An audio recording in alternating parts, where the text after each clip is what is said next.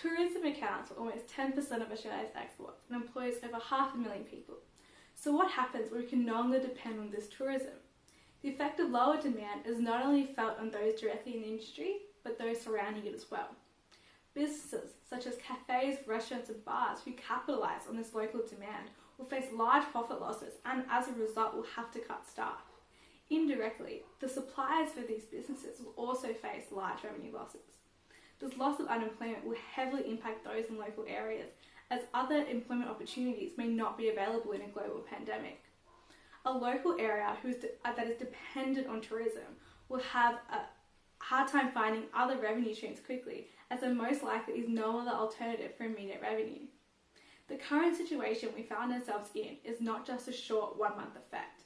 Future tourists will lose consumer confidence and be reluctant to travel even after the pandemic has run its course. The question then becomes, what can we do to ensure that these local residents have sufficient income and will not be negatively affected in the long run? As a global pandemic will have flow-on effects for years to come, there must be both short-term and long-term strategies in place to ensure that the local residents are supported.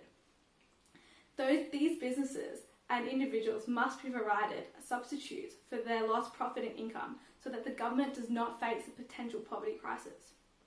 A short-term stimulus package is a must to support the local tourism industry, not only for the businesses affected, but also for the individuals that have lost their employment. As a local area will face drastically lower demand in all markets, it is imperative that we encourage local residents to support their small businesses. However, these strategies are only there to mitigate the short-term effects. It is imperative that in the long term, demand will return to its regular market so that tourism can recover.